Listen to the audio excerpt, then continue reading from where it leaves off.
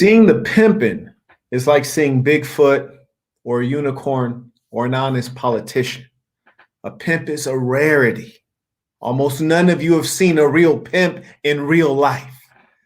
A pimp is, this is the definition, a male to whom two or more females provide 100% of their income voluntarily. That's the pimping. To look into a woman's eyes and tell her, dear, I require 100% of your money 100% of the time. Nothing less will do. In the foreword of IcebergSlim's book, Pimp, Story of My Life, he recounts being in an automobile with his prostitutes and smelling a foul stench. He remarks, did one of you bitches shit on herself? And one of his whores named Rachel responds, Daddy, I'm sorry, we just been working so hard, turning so many tricks at this truck stop, and there ain't no shower here. He writes, I grinned widely inside, meaning inside his head. He notes that his whores giggled at Rachel's comments. A pimp is pleased when his whores giggle because that means they are asleep. He writes, a pimp keeps a steel lid on his emotions. He pins. A pimp has a rich inner life, which points out the reality that a pimp is constantly thinking to outsmart and maintain control over his whores. It is not how intelligent you are, it is how often you are intelligent, which is to say, are you applying your intelligence? The pimping is playing chess. These hoes out here playing checkers. Now the question is, are you playing checkers or are you playing chess? Now, I really want to point out that all of these things that Iceberg has started with can apply to your life today in your personal relationships with your woman, in any interaction that you're having in which you need to influence another person. You need to be in the leader position. There's always the master-slave dynamic, the leader, the follower. Which side of the dynamic will you be on? Many say that the pimping is born in you. The truth is that there is much mentorship and learning that goes into being full-fledged in the pimping. Becoming learned in the study of the ism is a challenging pursuit, but there are certainly natural advantages one gets when the pimping is in your blood. You'll have more taste, grace, elegance, and eloquence. The pimping has flavor, a flavor that women find oh so irresistible, a flavor so rare and dazzling that when you see the trio over there, two women, one man, and you stare, you overlook the women and you stare at the pimping, because it's not every day you see a genuine pimp walk your way. A pimp is a gorgeous gangster, a handsome hustler, but the pimp need not be handsome, but he must be striking. What I mean is that when you walk into a room, all of the attention relocates and focuses on you because you have presence. You know who you are. You are authentic and you will not compromise for anyone. You walk with your chin in the sky. You got that George Jefferson swagger. And I'm certain that a lot of you guys get confused and think the guy who's buff, tall, and handsome is the one who gets all the women and has the stable and is able to dominate them. But that's actually not the truth. It's the man who is striking. I remember one time I was at a conference and an older white lady walked up to me and she says, you are a very striking man. And what she meant by that was that when I showed up, everyone noticed. They took note of my existence. They could feel energy attracting my way. You must be striking. Not all of us can be handsome, but the pimping need not be handsome. There are many pimps who are, in fact, not handsome at all. Quote, when you talk too much, your words have no value, end quote. That's from me. That's Marquettism, which is to let you know you should be thoughtful about what you say if you expect it to have impact on a woman's mind. If she knows you to be a blabbermouth, your words become ineffective. And the more words you have, the more obligations you create for yourself. You cannot be a man of your word because you have so many words, and you'll never be able to keep your promises because you've made too many. A pimp is very much so a man of his word, authentic. Importantly, you pimp from the lip, not the hip. So if your mouthpiece has no power, you have no pimping. All of that stuff about the backhand, that's guerrilla pimping. A real pimp is finesse. He finesses them with his breath. You dig? He lets the words slide out of his mouth into a woman's ear, penetrate her brain, and take it over. That's the pimping. Iceberg writes, quote, a pimp has to know his whores. They cannot know him, end quote. Which is to say that a pimp does not share his thoughts with a female. A pimp, though extremely authentic, he is a master psychologist, a consummate actor, and emotional intelligence is the biggest factor in his ability to manage a stable. It's not only the IQ, it's also the EQ. It's your ability to keep your emotions in control. The Master Sun Tzu says, you must be able to stir without being stirred. You must be able to stir the emotions in others without having them be able to stir your emotions. Ancient pimping. You got to be proactive to keep a hoe active. Don't feel the hoe, Dr. Feel the hoe. That's what I'm saying, just to keep it simple and pithy. You are the painter of dreams. You only show a female the veneer of who you are.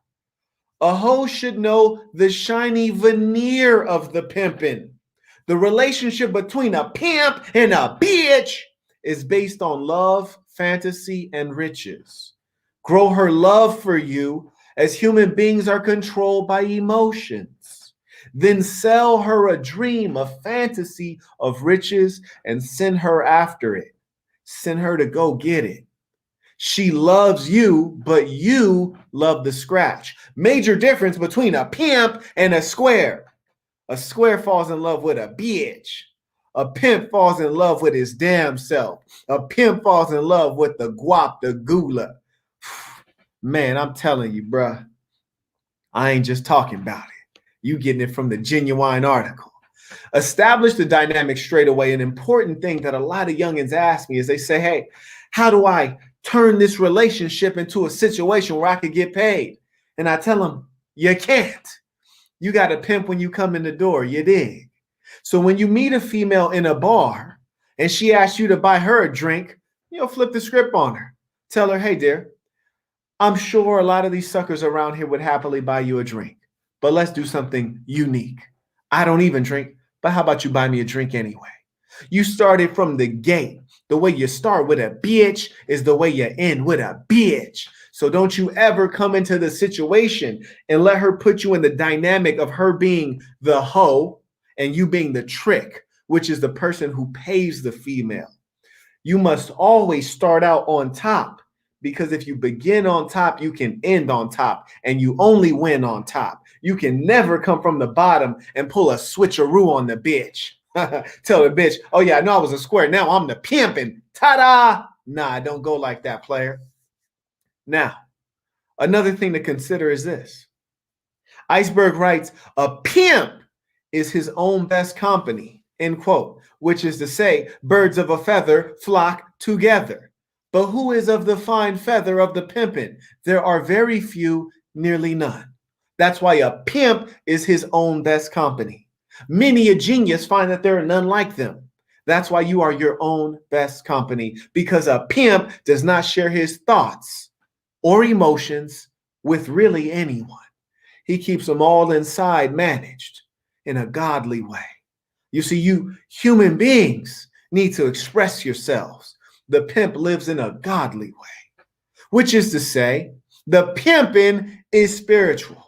You are the god of the woman's religion. And is the pimp not more godly than human, considering the fact that he's not suffering the frailty that most men suffer? Most men would be hurt to see their lady step away with another man. Me personally, I don't care if my female heads out with Tom, Dick, and Harry. As long as when she comes back, she brings Grant, Jackson, and Benjamin. Can't forget Big Benny. The pimping applies to many pursuits in life because a pimp, above all things, is a man of taste, a man of refinement, a man of emotional intelligence, a man who is cunning, a man who gets things done. And if you don't want to be that, oh shit, you're a goddamn fool. Stephen writes, I got your book yesterday. I was so excited. Thank you. Love chapter 3. I appreciate that, Stephen. Truly appreciate you showing love to those who show love to you, and happy to hear what you do think of the book. Definitely put my heart and soul into that book, hoping that my experience can save you time, money, and heartache in the pursuit of your goals. I want every day for you to be a happy day. I want you to enjoy abundance and women, abundance and wealth. So thank you for sharing that you got that game that's going to help you get to the next level. Julius Minor writes, hey, I got the autograph book. Thanks, bro. Hey, truly appreciate the support, and I'm glad that you're able to get that book, and you got the one of a kind with your name and with the autograph. There were just only 100 of those copies that we sent out, so you are definitely in a special position. Carrying on. All right. So if there are any other pressing questions for you guys, go ahead and super chat your question. I'll make sure that I get to it. If I've already missed a super chat somehow, because this technology platform is not terribly reliable, if you just go ahead and put it in all caps, the word super chat, and then write the question, I want to honor the fact that you have shared this question. I'm going to answer a couple questions to be generous and show love to the YouTube audience at large. And then I'm going to have to go ahead and get to some business. You dig? Ramses writes, I have read this book half a dozen times. It may be one of the best, if not the best book of all time. The storyline and the step-by-step instructions of the Pimp game makes this a must-read.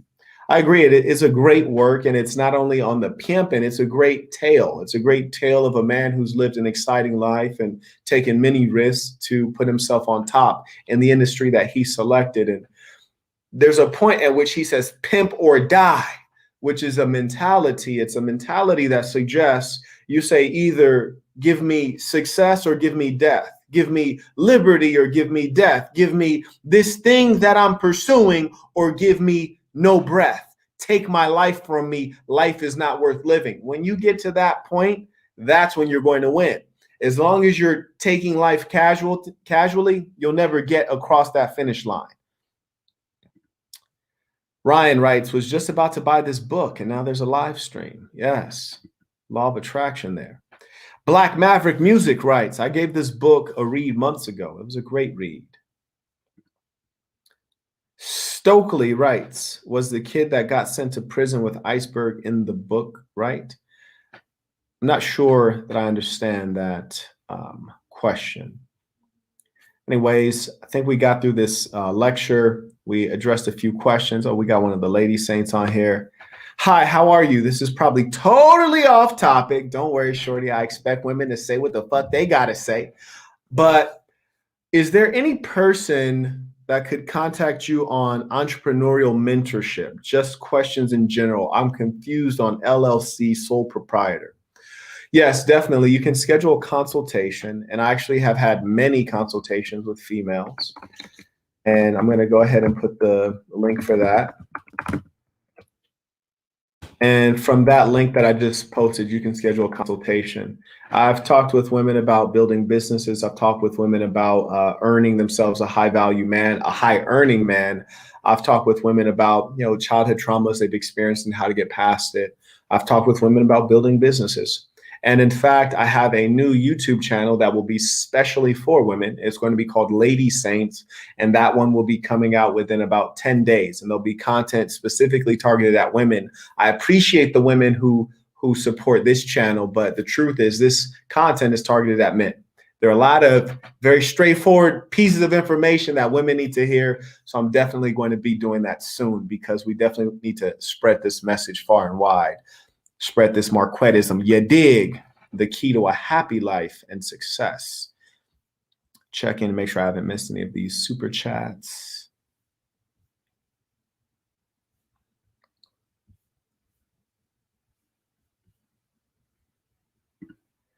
Mansa Musa writes, why do some women jump from simp to simp while not going for the real men? Mansa, let me suggest this.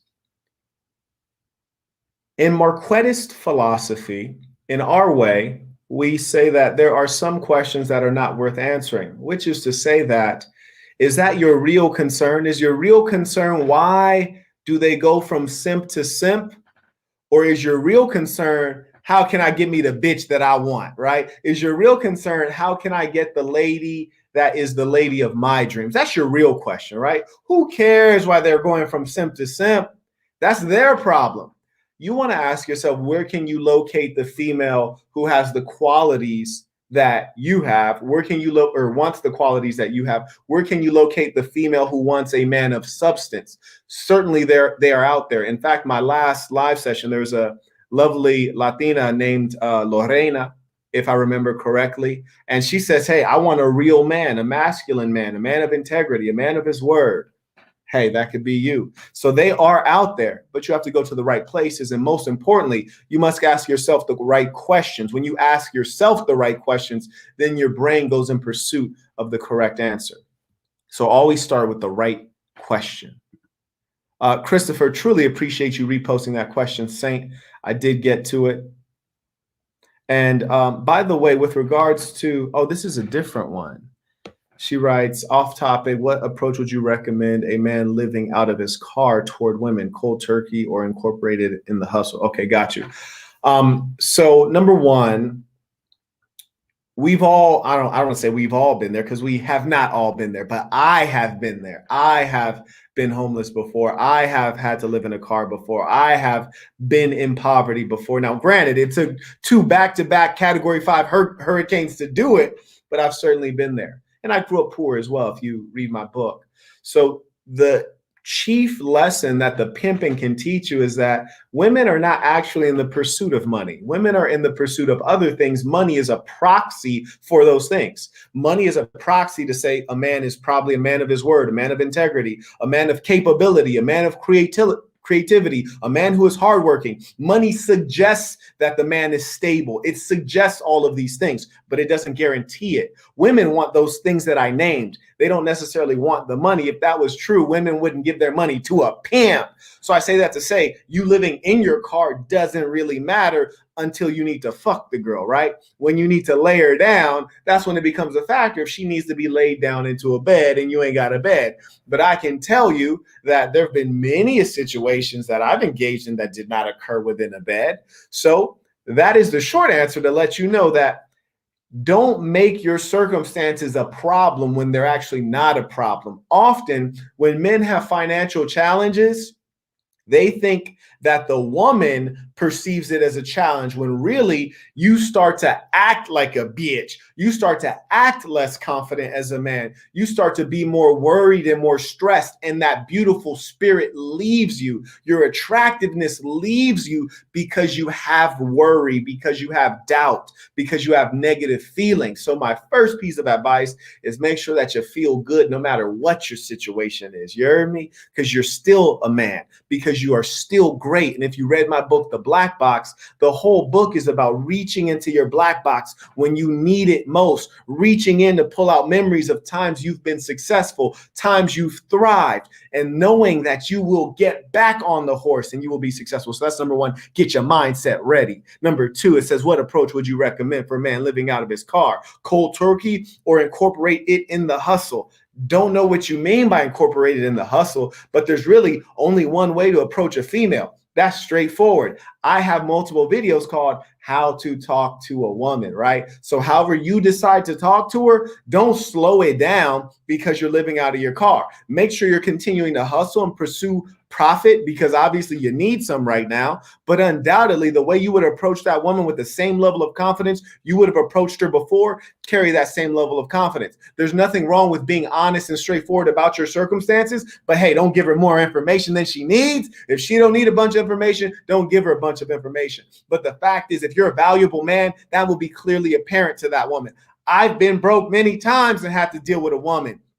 And I tell them straight away, hey, baby, I'm in bad shape right now. But all that means is that I can't take you out for dinner, but you can still take me out for dinner and we can have a great time. Let's get it going. You heard me? So make sure that you make things happen. That's what a real man is. That's the essence of a pimpin'. You're a smooth operator. You're MacGyver. You figure out how to make things work. Get to it. Let me know how it goes. Hey, bro, mom said to say you're cute. Well, Simon, tell your mother I truly appreciate the compliment. That means a lot, especially coming from a mother, because mothers are the most important individuals in our society. When mothers do a great job, young men grow into strong men, young women grow into ladies, and the society is better. So thank her for that sincere compliment. So I appreciate you sharing that and super chatting that. Thank you very much. Iman writes, how long should you hold off on getting intimate with a woman that you are pursuing for a relationship? That's a great question. Generally speaking, the female will be the one trying to control that dynamic, especially if she's a woman who's generally worthwhile. She will be trying to keep that at bay in the background. So that's usually something you might not have to worry about so much. What you really want to focus on is this, not chasing the vagina. You really want it to be a situation to where you come to a mutual agreement of, hey, baby, you taking this dick tonight. You heard me? And make sure that that happens because she's held out long enough and you're ready to go ahead and take it down. You're mutually aligned, but it shouldn't be that you're pursuing the vagina like a crazed, thirsty animal, which is how most men pursue it. So I say that to say, depending on her background, depending on your background, your levels of religiosity, your levels of conservatism, your cultural context, that will define what is appropriate. If you're in the West, for example, I'd say for a girl that you could have a relationship with, you shouldn't expect to have intercourse inside of 4 dates. You should expect to take 4 dates at least before you have intercourse. And that'll be a girl who's at some level respectable, which means she didn't just open up her legs for everybody. That means the vagina doesn't have a ton of miles on it. Hope that helps you. And I'm wishing you much success in this relationship that you're pursuing. Because remember, we love women here. We are not MGTOW. We love women, and we know that women are a critical part of success and multiplying your money. At least they've been a critical part of multiplying my money. Don't know about you. Miguel, the comedian, thank you for the continued support, Saint. Writes, when a woman likes you, how do you get her to chase you? Because they've been flaking on your boy. I hope you feel your boy. Well, Miguel, let me keep it real with you. An important thing is perspective. Every now and then, hoes flake on me too. It's not common, but every now and then it happens. Sometimes that's more a representation of who they are than it is a representation of who you are. Because these women might be low IQ or irresponsible. That's just their nature. They could have been going on a date with Brad Pitt or Johnny Depp or Morris Chestnut and still flaked because they're brain dead. And that's just who they are. How do I know? I was just recently hiring for a job. The job was as a driver. Their only job was to drive me around in my car and get out and open my door. And I was paying them a well above average income just to do that. I've hired a lovely woman whom I'm very happy with. But in the process to hire her, there was at least 3 or 4 dumb bitches who flaked on interviews or just didn't follow through. And that's because there are a lot of low IQ people on the planet Earth. Many of them are the good-looking women on the planet Earth. It's unfortunate. So that's one thing. The second thing is you should not rush to invite a woman out on a date before you've established your value to her very firmly. Depending on who you are or what your circumstance is, it will take her more time to assess that value or to make her final judgment on how much she values you. Once you have her valuing you, then you set up that date and you have a high level of certainty that she will not flake. But one thing I can tell you is that you need to deal with a higher class of women, because women who are more educated, more intelligent, and more have like a better sense of integrity, they were raised right. if they're not going to hang out with you or go out with you, they generally don't say that they will. You understand what I'm saying? So find women who are a little more respectable, and those will be the ones who keep their word. They'll also be more cautious about giving their word. Further, I often double book. When I'm dealing with new females that I just recently met, I'll go ahead and double book these hoes. I might spit game, do a 3 a day, and by the end of the week, say it's Wednesday or Thursday, I start scheduling for the weekend. I might schedule 2 hoes on one day at the exact same time for breakfast, because I know one of these raggedy hoes is going to fall off. Because as I often say, we're in a profoundly sick society. There's never been a saying, a woman of her word. It's just not, it's more so a man of his word, right? So women will find every variety of excuse. And especially the lower you go in economic class or socioeconomics, the women will find more excuses. They're less reliable. They're not broke for no reason after all, right? So double book these hoes, spit more game at them, get more options. You'll be in a much stronger position. But most importantly, the more value you increase in yourself and make it abundantly clear to everyone, those hoes gonna get some act right. Trust your boy. The more they see value in you, them hoes gonna behave. Trust your boy. Carrying on. Raquel Martinez writes, OnlyFans, hilarious. I am tempted to do a live session about OnlyFans. In fact, I'd like to maybe title it Instagram models and OnlyFans whores. I think I would like to do a live session on that. So Raquel, thank you for reminding the big homie. Smile writes, MGTOW, men groping their own wieners. You foul for that, bruh. Carrying on. 10 Up writes, your message is reaching Zimbabwe.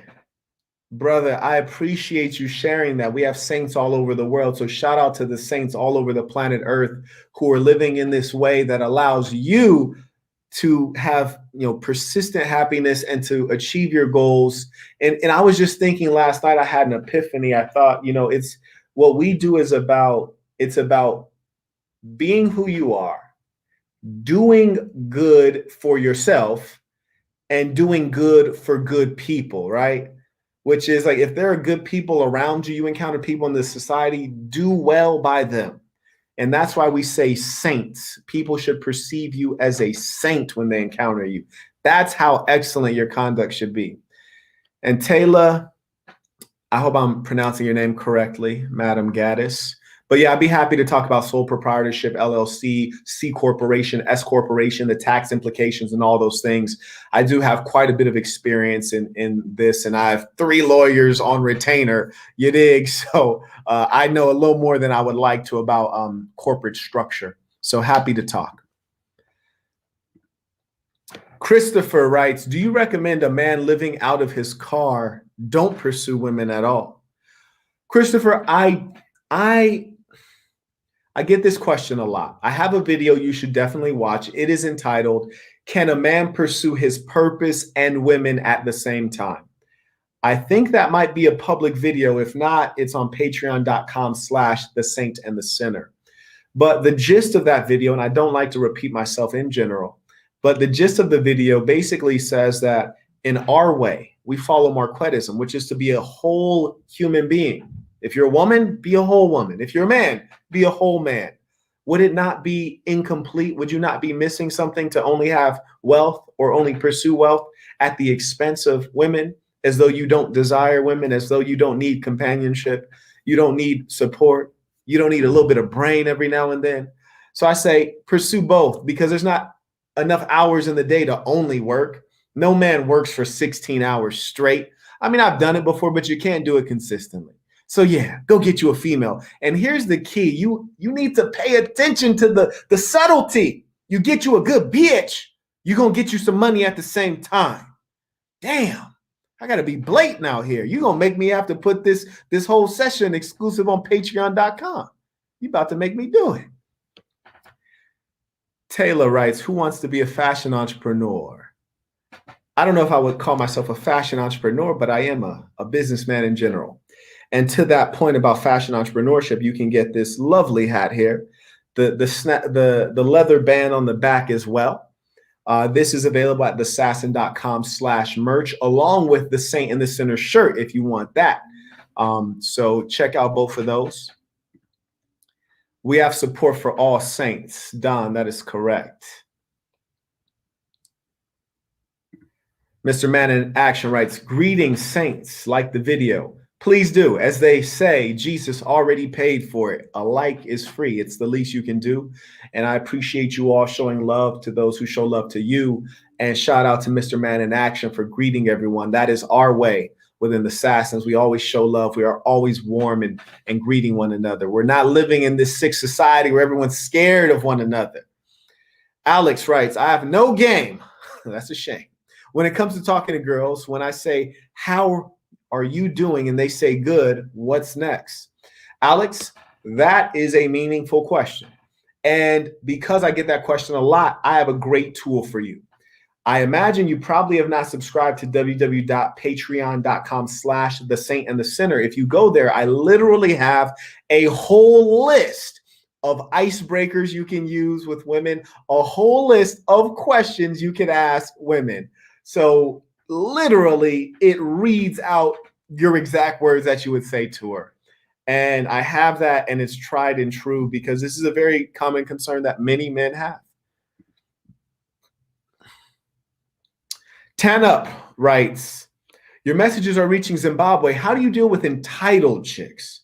I dumped a girl because she demanded congratulatory flowers because she got a car. But when I got my car, I got nothing.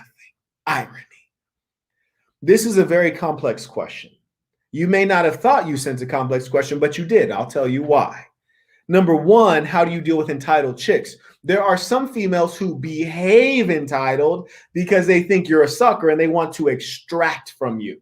Their nature might not be truly entitled, but they think you're a sucker, aka a trick, and they're trying to extract from you. So they're behaving that way, but it is not necessarily inherently their character, meaning they might do that with you, but if they get with the pimp and they ain't gonna be demanding. Nah, they're gonna be submissive. You heard me? So that's piece number one. And that's going to be a result of the dynamic you have allowed to exist as a leader in the relationship. Remember, you're leading, you're teaching, you're guiding, you're establishing the values that we will operate on. So that's the first piece. He dumped a girl because she demanded congratulatory flowers. Well, you need to explain to her, bitch, they're congratulatory flowers, which means it's something I offer to you. It's something I give as a gift, not as a demand. So I can tell you, if you got rid of the bitch, if you set her out on the curb like trash on Tuesday night, you did yourself a favor.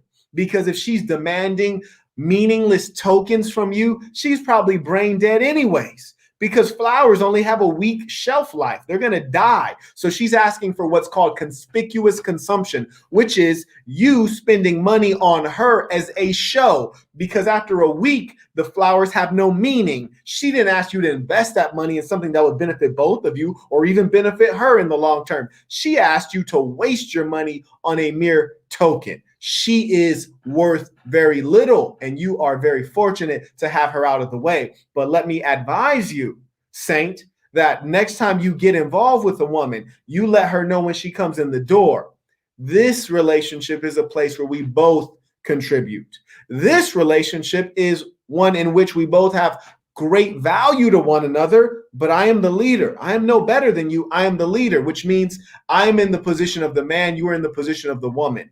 And you will never be in a position to demand of me. But I can tell you that as a man, if you find a woman you want to be with, she fucks with you, obeys your leadership, and follows your program, you will sacrifice for that woman. You will be happy to offer her congratulatory flowers or whatever nonsense she wants because she's been offering you value. So it's an exchange. You heard me? It's not her blood sucking you. Also, I will point out that, remember, you are a man. You said that she wanted congratulatory flowers, but you didn't get anything congratulatory when you got your car. Yeah, being a man is a privilege. It's also a responsibility. Guess what? As a fucking man, when you achieve something, sometimes you don't get shit. That's just how shit is, all right? Stop wanting to fucking pat on the back. God damn it, you got your car. That's good enough. Do not act like a bitch. Remember, now mind you, you guys hear like, God damn, he didn't gave a super chat. This nigga yelling, he yelling at the man who's super chatting. That's because I'm not here to tell lies. I'm here to tell you the knowledge that you need to progress. I need to readjust your mindset. Huh? And so what I'm telling you is, as a man, you don't need to be celebrated. Birthdays, these celebrations, I look at this as a one day that people who don't accomplish anything get to be proud of themselves. People who don't accomplish anything, they get their birthday, they get to be proud of themselves. Because in regular life, they don't do anything of meaning, so no one cares.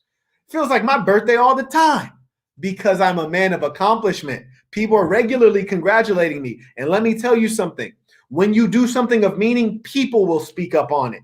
Do not crave accomplishment. Crave to work hard. And when you work hard on the right things and you produce a phenomenal product, people will come to you and say, you did this for me. I appreciate that. Thank you. Okay? So focus on your work. Don't focus on the outcome or the praise of the work. That's the difference between a man and a woman. Women have variable self-esteem. It varies based on the external compliments they get, the external support they get. As a man, on the inside, you are made of steel and iron. You don't need anyone to strengthen you. You're already strong. So don't you ever let her suck you into acting like a bitch, because you are the man. You're better off stand on the side of the pimp and carrying on. I do want to acknowledge this Cash App that I got. Just heard it ring. So I want to see who that was. That was Q Lil Bailey. Just sent $100. Truly appreciate the support, Saint. Didn't even say anything. I guess just sent it for the game. So I appreciate you showing love. And as I always tell folks, as a man, you know nothing in this world is free. And I appreciate you showing love to me. And I don't care if it's $1. I don't care if it's 50 cents. I don't care if it's $300. I know that it's just a token of you showing appreciation. So shout out to the homie who sent that through. I'm gonna just go ahead and put, shout out the donation. I do want to acknowledge that since you super chatted, or since you sent it on Cash App and it doesn't come on screen. And my Cash App, for those who are not in the know, is hashtag Marquette, just MARQUETT. So I appreciate that. Now, carrying on, let's get back to these super chat questions. Simon writes, do you by chance know if it is illegal to put LED headlights on my pigeon? Simon, please forgive me if pigeon is slang for car or pigeon is slang for something I'm unfamiliar with, but I unfortunately do not know the answer to that question. And as a man of integrity, I always want to be very clear and forthcoming when I do not know the answer to something. So do forgive me for my ignorance. If someone in this chat of the 300 folks online can answer this question, please do direct your answer to Simon, and truly appreciate the super chat. Let us know what country you're from, because I see the A. Is that an Australian dollar? Taylor writes, and Taylor, let me know, baby, if I'm pronouncing your name correctly. Do forgive me. She writes, congratulatory flowers for a car. Oh boy. She just wanted to be problematic. You ain't never lied, baby. Hey, Taylor, bang my line on Instagram, instagram.com/Marquette Devon, MARQUETT DAVON. And people wonder, why do I always tell chicks to connect with me on Instagram? Because I love being surrounded by women who have fucking common sense. I love it. Women who have common sense, I love being surrounded by them, because that's the most beautiful woman. You heard me? And it's not a ton of them. They tend to be rare. Carrying on. Roland writes, I read this book in the psych ward a week ago when wrongfully, involuntarily admitted, and it helped turn my L into a W. Plot in your head to make the best out of any situation you may come across in life. One love, Ja. No. Hey, now shout out to the Saint for two reasons. Number one, we're in a world of dishonesty where everyone wants to portray themselves greater than they are. Roland was humble enough and vulnerable enough to say, hey, I recently took an L, ended up in the loony bin. Hey, that takes a lot of confidence to say that. That's a real man right there.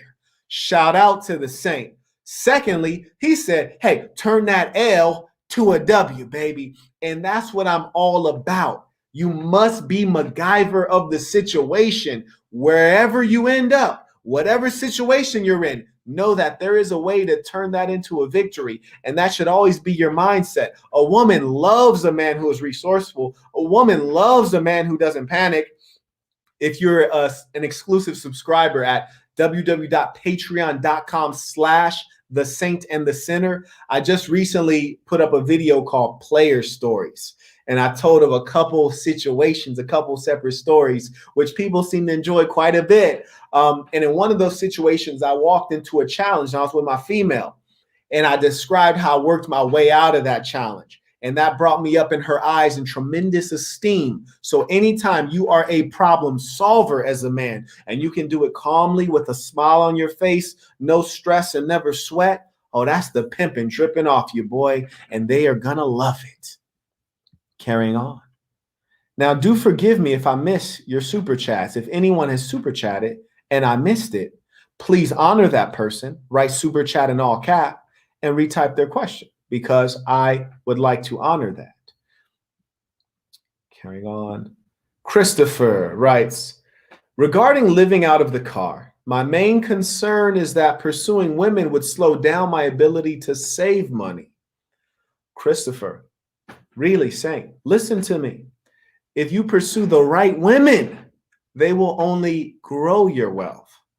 If you're pursuing a broke bitch, well, she needs your money because she doesn't have money. If you're pursuing women who have money, they don't need your money because they have money. In fact, you might find that they're generous and they help you progress. You might find that they're intelligent and skilled and have connections and can help you advance. Christopher, I'm telling you right now, I'm looking you in the eye and saying you have the wrong mentality and you are pursuing the wrong women. I'm saying, number one, view women as an asset. Find the woman who is an asset, number one. Number two, once you find the woman who is an asset, make sure that you are treating her like an asset. You are guiding her in enhancing your wealth in whatever means that may be. If you want to be an architect, she's helping you apply to architect school. If you already got your degree in architecture, she's helping you apply to architecture firms. Please soak this up, my brother. Saint, soak this up. A woman is an asset. Carrying on.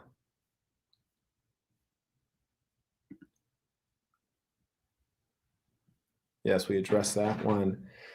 Simon writes, what advice would you give for pursuing a woman with strong religious conviction, a Muslim, and whose family won't allow her to date a non-Muslim? Simon, I can tell you that if the woman is of strong religious conviction and you are a non-Muslim, she would not date you. So there's an inconsistency.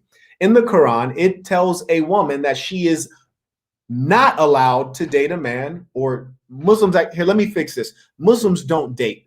Muslim women don't date. Muslim women marry, period. So if she's very religious, she should be looking at you for the purpose of marriage, number one. And if she's very religious, if you're not religious, she shouldn't be dealing with you. So she's probably not that religious. Number two, in the Quran, it specifically says that a man may marry another woman who is not a Muslim as long as she's a woman of the book. She could be a Christian or a Jew. If I remember correctly, if there's a religious scholar on him in here and I'm in error, please do correct me. But a woman cannot marry a non-Muslim man. Islam is quite a deep religion that has many requirements. So I highly recommend you do not jump into the religion to pursue a female. That would be a very foolish move. And I can assure you that her family will not let her marry you, and they will be a tremendous problem to you if you're not Muslim. So you might want to throw in the towel on that, because in our way, in the Sasson, we say plant your seed in fertile ground. Yes, you could make a tree grow in Brooklyn, but it's very difficult among all the concrete. Why not plant your seed in fertile soil that is fit for growing up a very strong, prosperous tree, and in this case, a relationship? So In this case, you see there's a lot of challenge. If you don't intend to become a Muslim, then you're really setting yourself up for a lot of heartache and challenge. I hope that answers your question, Saint. The Forever Driven writes, finished listening to the audiobook today. Great book. Blessings to you, Marquette. Thank you, Forever Driven. I truly appreciate that. And this name sounds familiar. The Forever Driven, I believe this is a gentleman that I had a consultation with. And if I remember correct, this is actually a New Yorker. And the young man is working on flipping cars.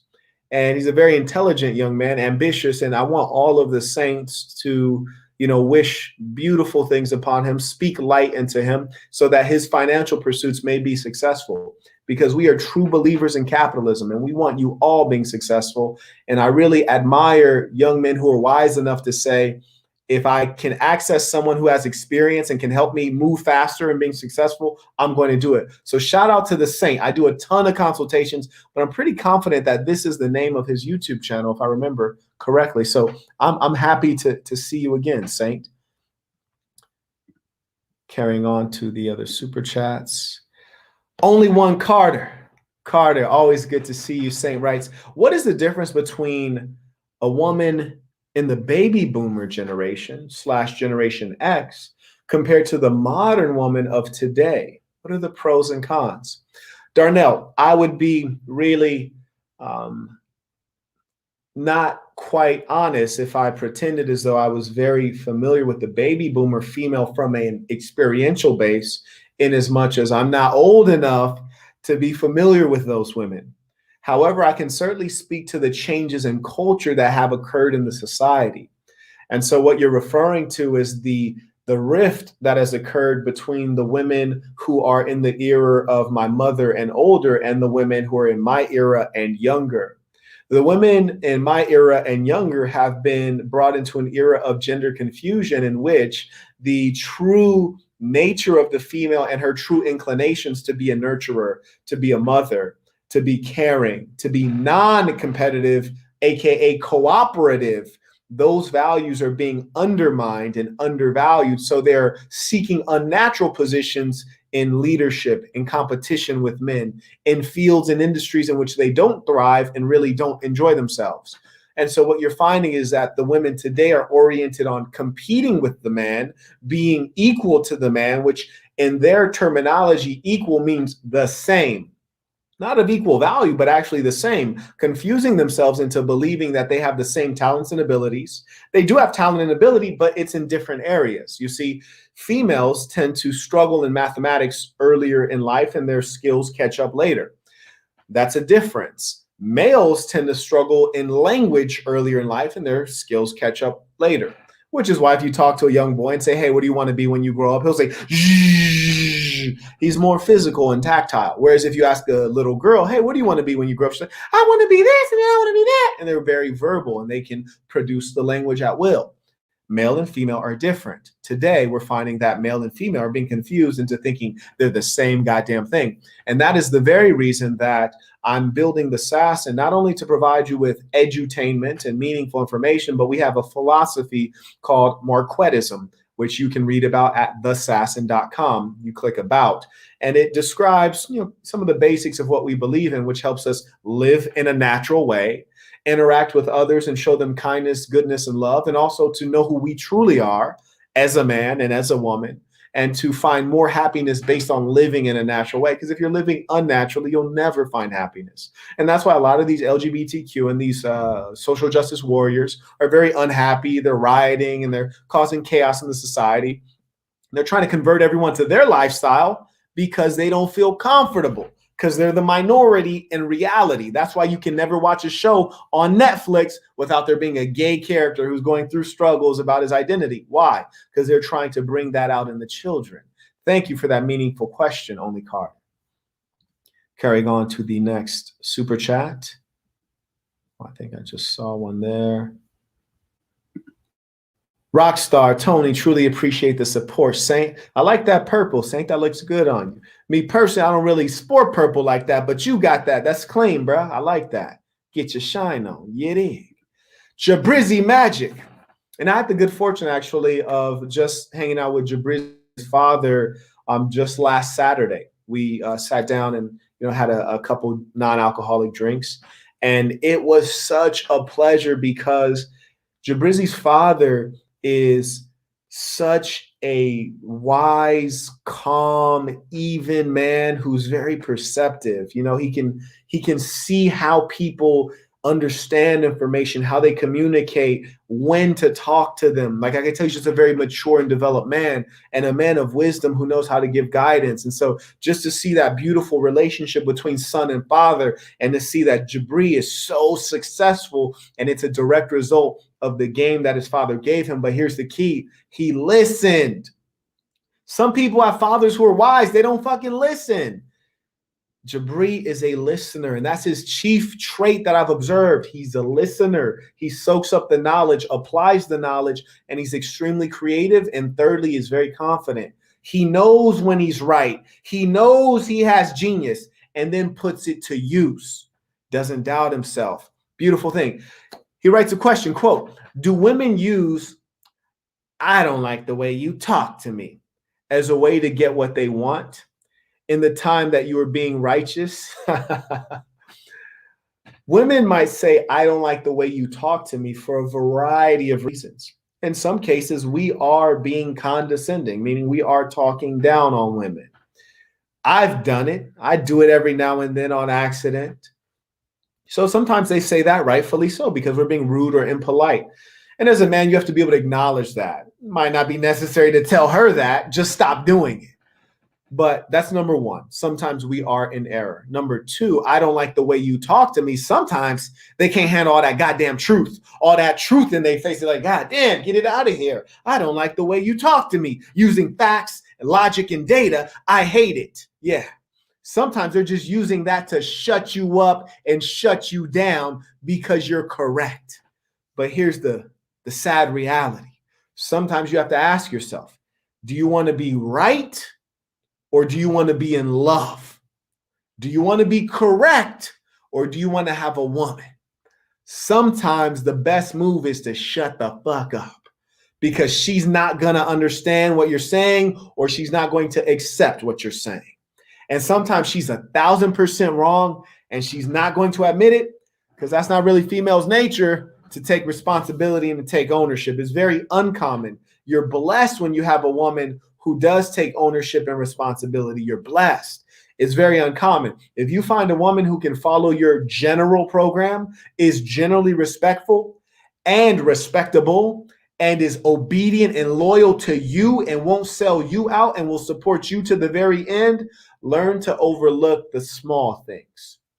So sometimes when a woman says something like, "I don't like the way you talking to me," you're in a conversation that might be dealing with the small things. Or you're becoming emotional, or she's becoming emotional and she's projecting that onto you. But at the end of the day, when you're in a conversation where that sentence comes up, you're probably in the wrong conversation. And probably you should be doing more listening than talking, because you need to pull in some data and figure out how you can influence her. But at the end of the day, the best understanding you get is when there are no words. And you have to make sure that you're dealing with major things. You're not having a petty argument. So if it's a petty argument, let it go.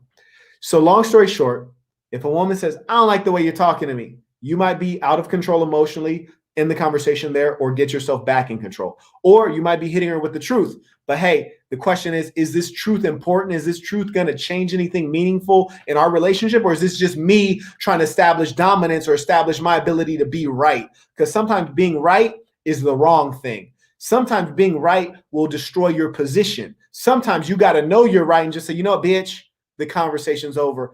I've heard enough." You don't have to tell her that you're right. You know you're right. Just end the conversation there. Go on to the next thing. He puts, "in the time that you're being righteous." Yeah, that's generally when they pull it out. Appreciate the question, and appreciate the super chat, Jabri. Carrying on. Thank you for sharing that. That is the Cash App. In case folks want to use that, that's always much appreciated. Truly appreciate every cent that folks send through. And Kabir writes, $100, WTF. Wow. Kabir, you have to think, money has different meanings to you depending on your life, depending on your circumstances. You see, I really, every now and then you guys might think that I'm showing off for you, but I'm not showing off. I'm just trying to show you something you haven't seen. Sometimes you think I'm showing off. I'm not showing off. I'm just trying to just take your mind to a new place. If you say $100 WTF, wow, you gotta be honored that you're in a group right now with people who can give $100. Kabir, that's how I want you thinking. Be honored that you're among people who can give $100. Because think about it. If they can give $100, imagine what they hold in their pocket. Imagine what they hold in the bank. Okay? You understand what I'm saying? And just bear with me right now. I know this is atypical for an individual to walk off of their live stream, but I just want to give you an example because I'm trying to calibrate your mind for imagination. Your only limit is in your head. When you're saying $100, wow, you're in the wrong mindset. Give me a second. Let me help your mindset. I'll be right back.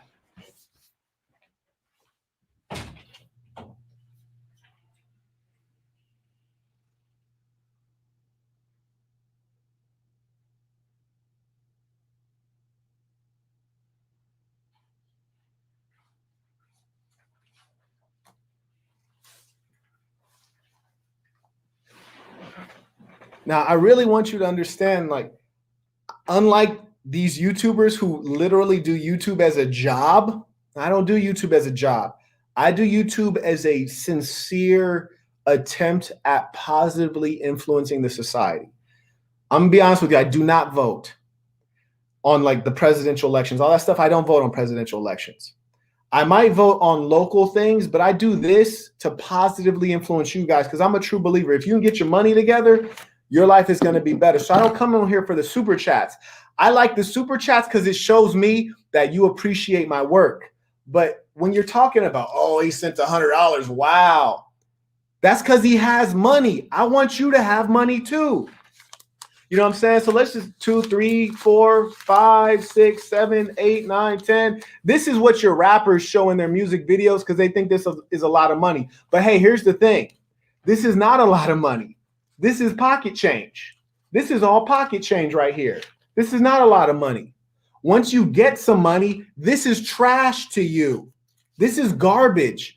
The real pursuit in life is not this right here. When you really achieve something as a man and you have plenty of this, you can focus on greater things. That's why I'm on this YouTube channel. If it was about money for me, I wouldn't be here because you know what? I've ruined entire corporations because of this YouTube channel. I've lost $1.3 million because of this YouTube channel.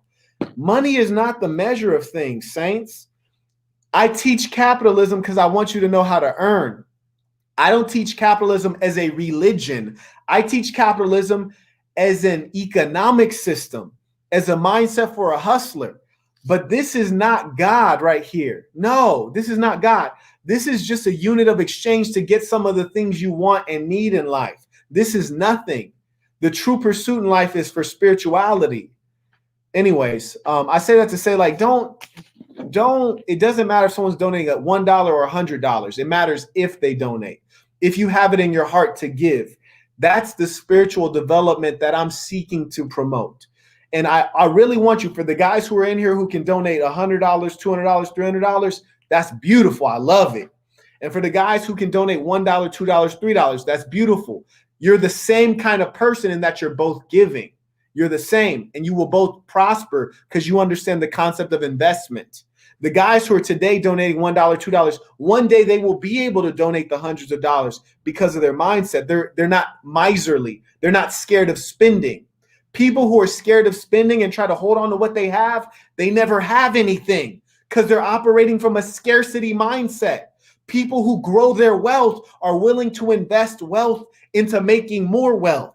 For example, I got 100 of these hats coming in. Do you think it didn't cost me any money to get these hundreds of hats? It cost me thousands of dollars to get these hats. But I invested, and there'll be more money coming back once I sell them. But you have to be comfortable giving out money. Donating and investing are the same process of learning how to detach yourself from a dollar so that you can get more dollars in. I hope you guys get that. I don't mean to go on rants, but when you grow up in a poverty mentality, your mind will limit you. And I do not want you guys to be limited. I really don't. Let's see. I want to hit these other super chats. A non-truth, peace to the saint. A non-truth, he's one of the best moderators I've had on YouTube, as is Mr. Man in Action. And I appreciate these saints. I'm looking forward to seeing both of them at the conference. And S. Don writes, do not convert to the Dean of Islam for a female, convert to the Dean of Islam for the religion. Yes, that's probably a good point. Taylor writes, love and light. True story. Yes, Miguel writes, the forever driven, I believe you're going to make it. Absolutely, he will. And those who make it are those who are trying to make it. You know, we could all make it, but the truth is some people don't really want to make it. Some people are comfortable not having enough to eat. They're comfortable in that situation. And that's where they shall stay because they are comfortable there. A non-truth writes right back to Mr. Man in Action. Blessings, saints. Absolutely. Peace to all the saints. Writes purpose over pleasure. Marquette is a solid guy. I appreciate that, saint. Tay Ashley. I love the way Marquette speaks. I appreciate that. And I love the way you look. If you haven't hollered at your boy on Instagram.com/Marquette Devon, please do. Love to have very reasonable women around me. And as I said, I do have the channel called Lady Saints coming out in the next 10 days. It will be meaningful content for women. And I do invite your advice and feedback in building that content. Muslim girl writes, I love math. Mashallah. Math is truth.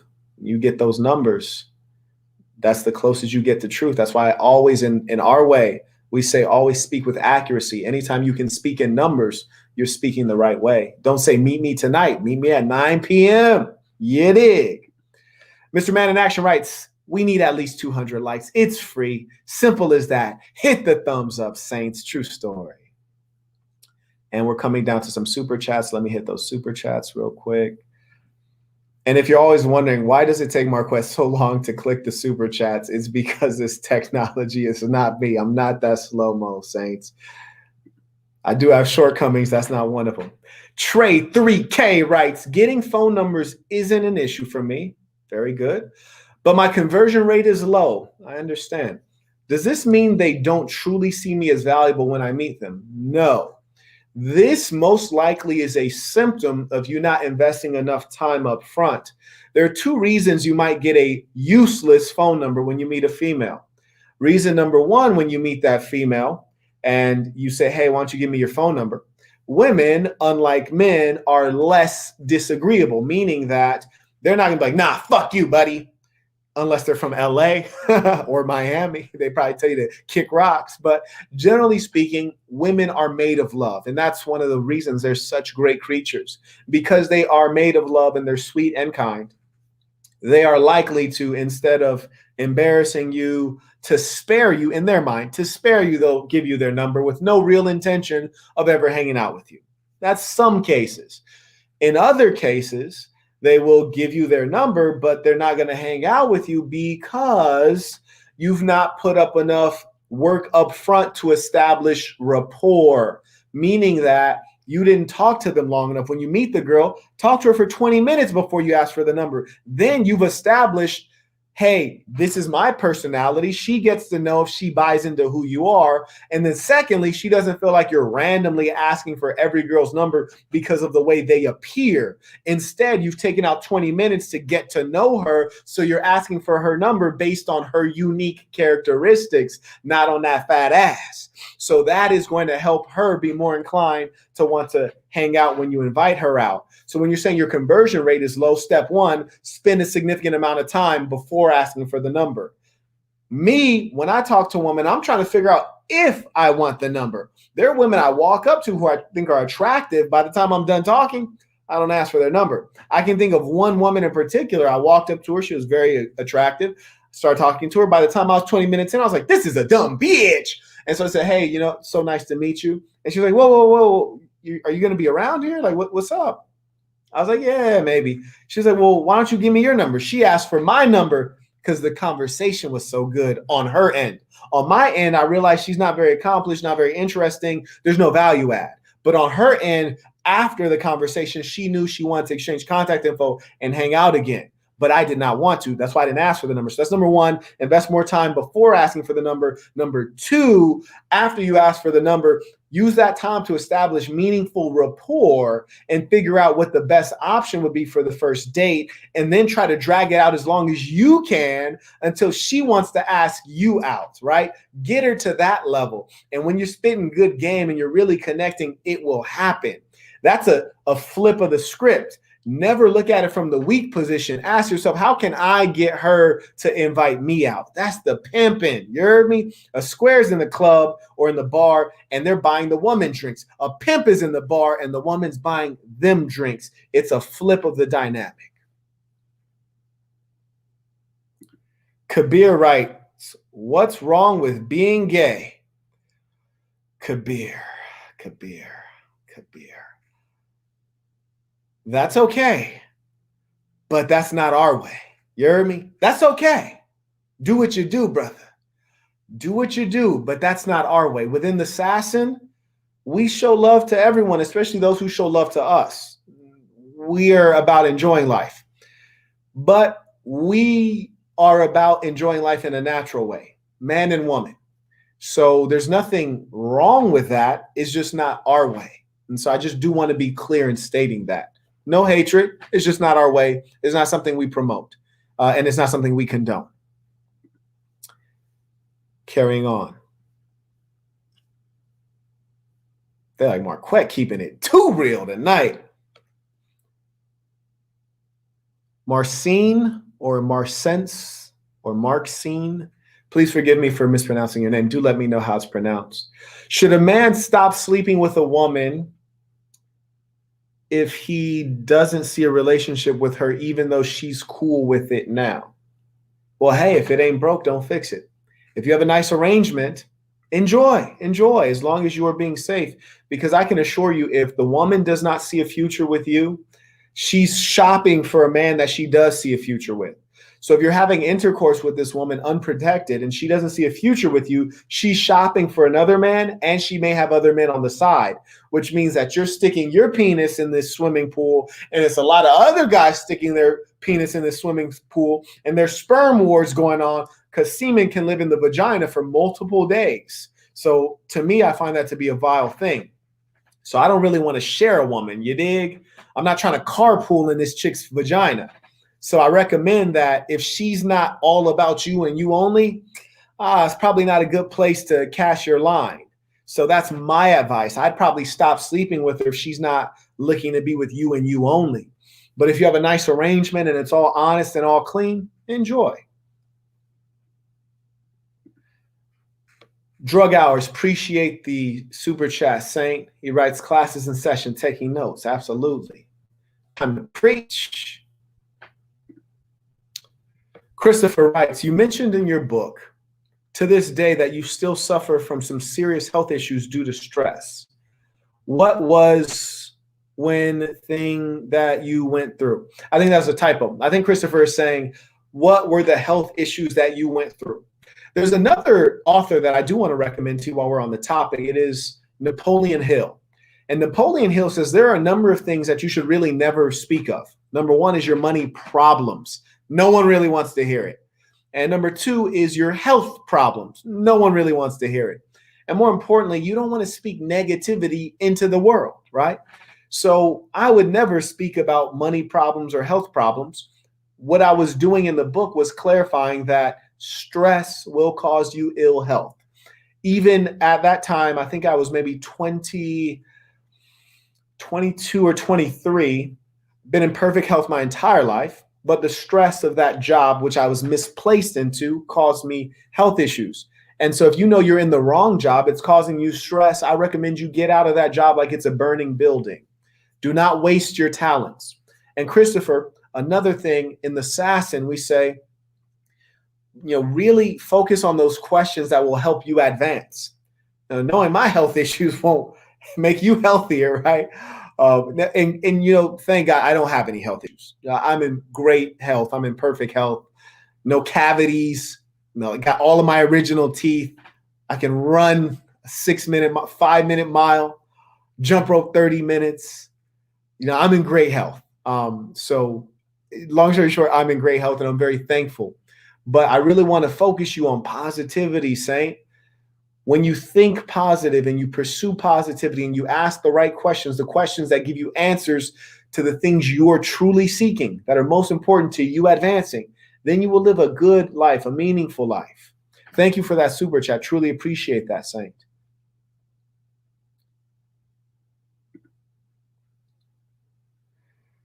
Don Stevens, right? Drug hour. Still don't understand what your name means. That makes two of us. That makes two of us.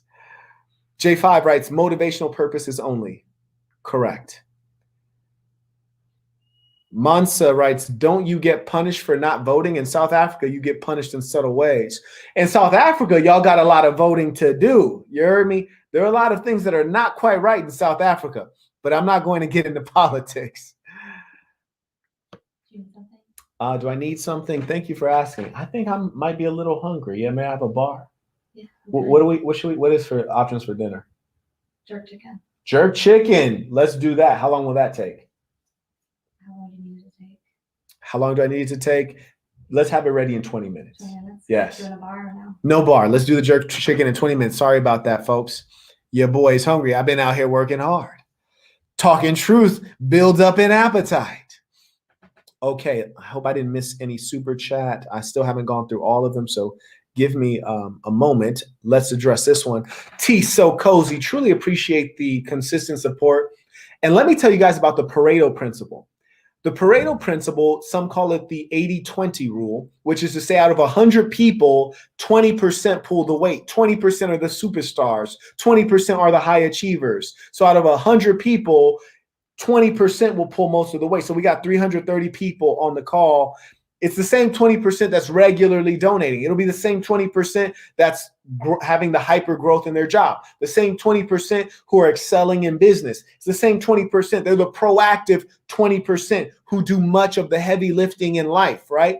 Then you got the 80%, they're just casually watching and observing. And what I want to do is I want the assassin, I want the saints, I want all of you to be the 20% of humankind. I want you guys to be the leaders of society. That's why when I share Marquettism, I'm not sharing a philosophy that an average person should live by. I'm sharing a way of life for high-achieving males and females. I'm sharing a way of life for people who want to live at the mountaintop of achievement, the mountaintop of emotional stability, the mountaintop of mental health, the mountaintop of financial abundance. That's what I'm sharing a way of life for. T So Cozy, thank you for the continued support, Saint. He writes, your boy T So Cozy had to tap in and can't stay long, but I'll catch the playback. I'll be 18 in 2 weeks. Wow. Young man, 18 years old, super chatting. Shout out to you, T So Cozy. I am so honored to have your super chat because I know at 18, money is limited, and you super chat, that means a lot to me. That touches my heart. And I'm excited to see where you grow, because when I was 18, I didn't have any amount of this game that I'm sharing with you. So you will be prosperous. And I'm very excited to see what you grow to become. And we already have a lot of powerful people in the SAS, and physicians, architects, cardiologists, international businessmen. But these young boys who have yet to become what they're going to become, I'm excited. We will have politicians in our ranks, world leaders, real bosses. We have a very famous singer from the United Kingdom, I'm not going to say his name, who's also part of the SAS. And so a lot of people on here are part of this community.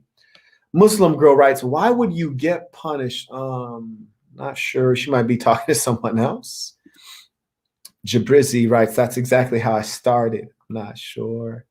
It looks like I'm just catching in on some of the conversations you guys are having amongst yourselves. Mac writes, what advice would you give someone in their 20s? That's a curious question.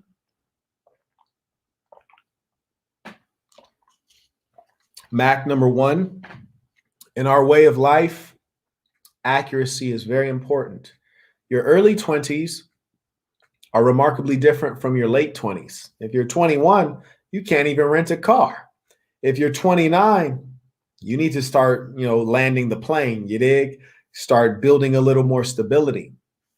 So I would say my first piece of advice for you in particular, not for people in their 20s, but for you in particular, is always think with accuracy, speak with accuracy. The details are what separate average people from above average people, successful people from people who are less successful or not successful. The reason is when you focus on accuracy and details, you notice things other people don't notice. For example, I'm producing a boxing shoe. My boxing shoe is going to sell reasonably well, even though I'm not Mayweather, I'm not Nike, because I'm detail oriented and I studied the whole market, and none of the market has two straps. They only have one strap. Boxing shoes are generally high top, which means that's a lot of laces to lace. I observe that most fighters don't want to lace up all their laces when they're just in the gym hitting the heavy bag or jump roping. This shoe I designed, you can just strap the straps. You don't have to lace the laces. Also, with a high top shoe designed for ankle support, two straps are much better support than one strap, according to all of the scientific literature. I'm an observer. Accuracy and details will put you above and beyond. Trust me on that. What advice would I give someone in their 20s? Let's talk early 20s since you didn't specify. Someone in their early 20s, I would say, number one, work your butt off. You should be working longer and harder than ever in your life, because in your early 20s, you're working hard so you can sit down in your 30s. In your early 20s, you should be taking a lot of risk. Why? You don't have any kids. You don't have a woman to provide for. You're a free man. You can fail and go broke and it doesn't hurt anybody, okay? So in your early 20s, work hard, take risks, break the rules, break the law, do what you got to do. That's my advice. Fooly Cooley writes, gained experience in a field that could gravitate toward a doctorate. I shadowed and I want to pursue my dream. Is this okay? I appreciate your channel. Gained experience in a field that could gravitate toward a doctorate. He shadowed and wants to pursue his dreams. Hey, man, green light. Let's go. Most people don't know what they want to do. If you know what you want to do and you've actually shadowed, which means you have a realistic understanding of the daily activities involved in this profession, you go for it. Education rarely is a waste of time unless it's an education in English. You have a degree in English or a degree in sociology, that might be a waste of time. A degree in history might be a waste of time. But if you're passionate about this and you know you have genius level talent in this industry, this wakes you up early, gets you out of bed, keeps you up late, and you have passion for it, go for it. I give you my blessing and my encouragement, and I would love to hear more about it. All the saints, please speak some light into Fooly Cooley so that he can pursue his dreams with our support. La Reina writes, I'm here to learn. I want to understand your mind frame, perspective, and wisdom. It's invaluable.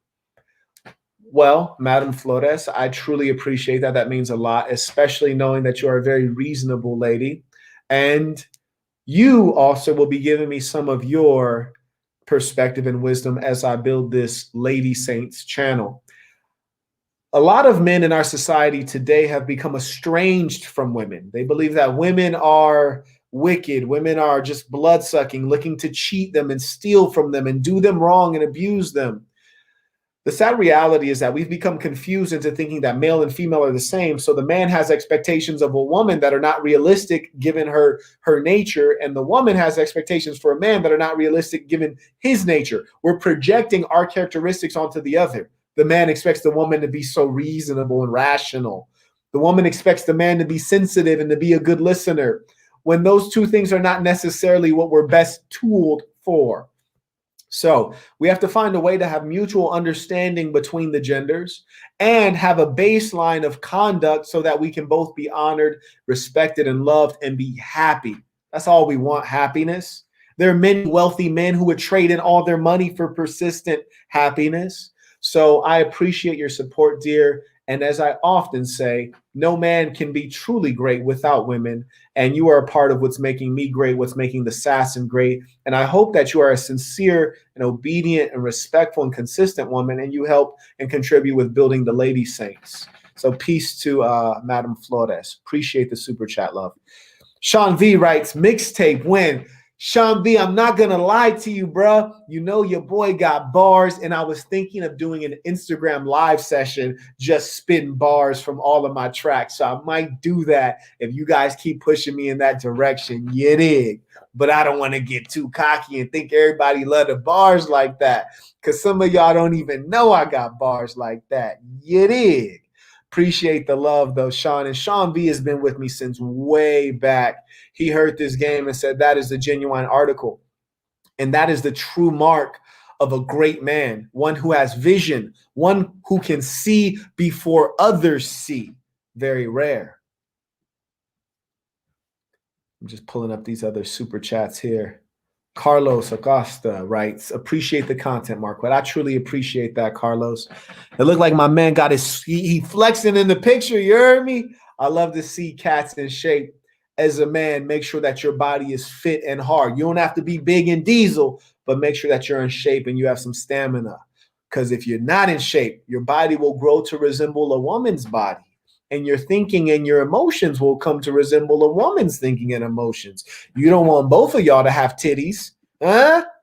Eric writes, loyal women who follow my program. But as I level up, I desire more than what she can offer. Thoughts on leaving a good girl for superficial reasons. Eric, I don't know all of your situations, Saint. But if I am reading your words and you have used correct diction, meaning selecting the appropriate word to express your meaning, you wrote, quote, leaving a good girl for superficial reasons. Superficial meaning surface, reasons without major substance. Well, I can tell you, do not let a bird in the hand slip for a bird in the bush, which is to say, if you have filet mignon at home and you know it's filet mignon, there's no need to go out for a Happy Meal, Saint. We are in an era in which there's not a lot of great qualified women out there. If you must move on to a different woman, I highly recommend you wait until you got a worthwhile woman before you move on. But one thing I can tell you, me, I would never let a good woman go unless she wants to go, unless she starts bringing you problems. Then she gots to go. But there's no need to kick her out. See, I would never kick out a good woman out of the stable. But if she's not behaving appropriately and contributing, and she's causing more stress than happiness, and she's complaining more than complimenting, well then, it's time for her to go. So what I can tell you that if you are leveling up and you're finding that she is not on the level and she's not growing with you, maybe you got to hire someone new for the job. But be thoughtful about it, because as they say, having one is so close to none. So I understand your inclination, but when you have zero women, it's very hard to get one. So if you have no girl, it's hard to get a girl. There's just something spiritually empty about being at zero. It's very hard to get from 0 to 1, but it's very easy to get from 1 to 2 or 1 to 4. Shout out to the Pimp in. Mr. Man in Action, truly appreciate the super chat. And if you haven't checked out his content, do check it out. I'm always about, supporting those who support me. And the young man has a lot of game, tremendous insights, and good humor. So do check out his channel if you have not already. William Thomas writes, is the conference 2 days of the same events, or is it 2-part conference? Good question, William. The conference is a 2-day event. It's going to be different programming on each day. So each day you're going to get different information, different activities. So on the first day, which is on Saturday, January 30th, there's a whole 7 hours of information, lecture, entertainment. There's going to be a formal dinner that we're going to have. Like literally the whole 300 of us are all going to have a proper, food and silverware out. We're going to have a really good time. Friday night, we're going to go out, all of us in Las Vegas. Saturday night, we're coming back, getting more game on wealth, relationships, health, and leadership. Tremendous information. So I do invite you, if you have not already gotten your conference ticket, you can go to www.thesassin.com/conference. If someone would go ahead and put that in the chat so I don't have to lose these super chats, that's where you can get the conference ticket. We will not be offering extra tickets. I advise you to get your ticket now. Carrying on. And thank you for your question, William. So, if it is my good fortune, I will meet you there. I'm looking forward to it. And Raquel writes, he's trolling. If someone is trolling, I empower the moderators to suspend them from the chat. Odin's TV writes, keep up the wonderful work, brother. I know you'll continue to see success forever. Any advice on someone who is looking to strengthen their sales skills, acquiring business intros, and generating leads? Well, that's a good question. Give me 1 second. Let me hydrate.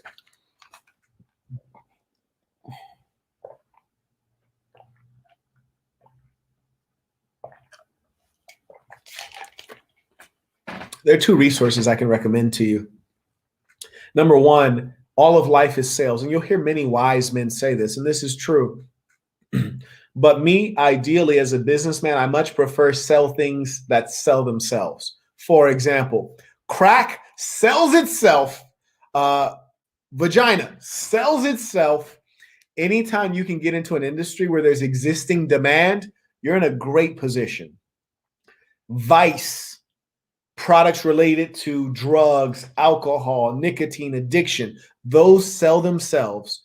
Vagina, sex, women, those things have a ready audience. Those are very easy to sell. So that's step one. Get into a market where there's tremendous demand. That makes it easier.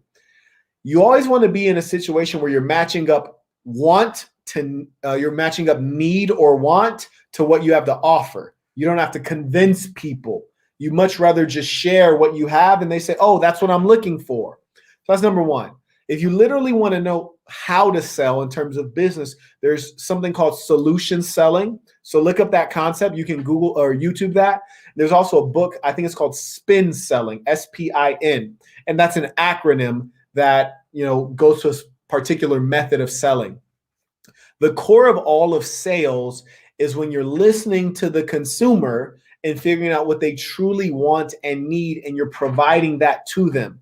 People often confuse sales or sales pitching with getting people to buy things they don't need or getting people to buy things they don't want. You don't want to do that. Lastly, when you have a great product, it speaks for itself. For example, back in the day when iPhones were actually great products, when a new iPhone was coming out, people would line up at the Apple store before it opened so that they can be in line to get that product. When I was in middle school, when the new Michael Jordan tennis shoe was coming out, people would go to Foot Locker or your local sneaker store before it opened so they could be the first to get that product. No one had to sell it. The esteem was already in the product, either from the marketing, which is different from sales, or the brand equity or the quality of the product. You don't have to sell it. Plant your seed in fertile ground. Sell great products. Sell products that sell themselves. That is my advice to you, brother. I've spent many years in complex businesses, difficult businesses. I recommend that you go into businesses that are much easier. Your fortune will accumulate much more quickly.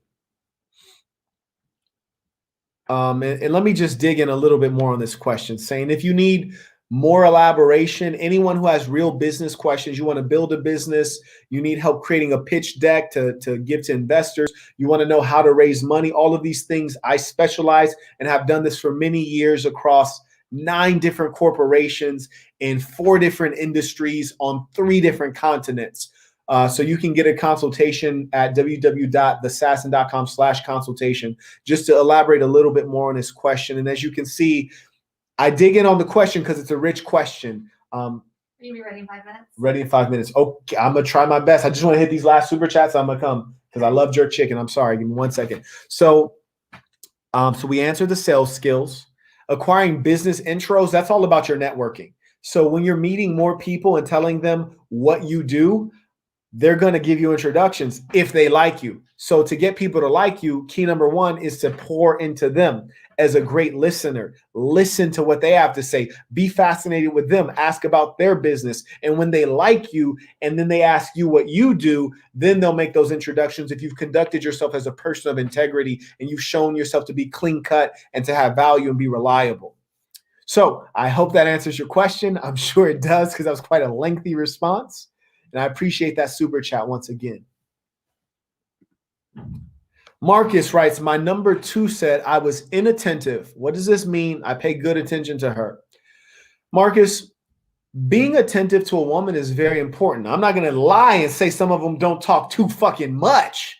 Because God damn it, many times I'll be there like, God damn, you still talking if you don't shut the fuck up. So it could be that she just talks too fucking much. Or it could be that she's communicating something with her words that is not addressing what's on her heart. So sometimes inattentive is not that you didn't listen. It's not that you didn't hear. It's that you didn't communicate that you care. It's that you didn't ask her enough questions. You need to Dr. Phil this girl and really figure out what's going on. Come at her with sincerity and ask her the right questions. Find out what's going on underneath. Because when someone says you're inattentive, especially a female, that lets you know she has something to tell you.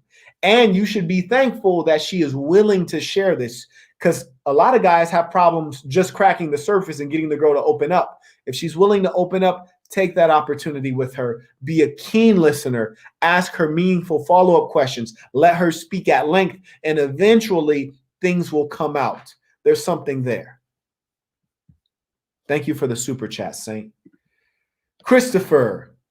I think Christopher did super chatted damn near more than anybody combined. Shout out to the Saint. Shout out to the Saint for seeking knowledge and being considerate and generous.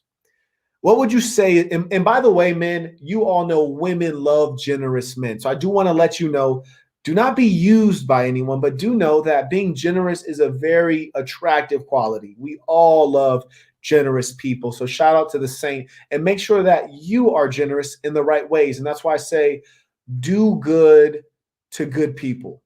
Be good to good people.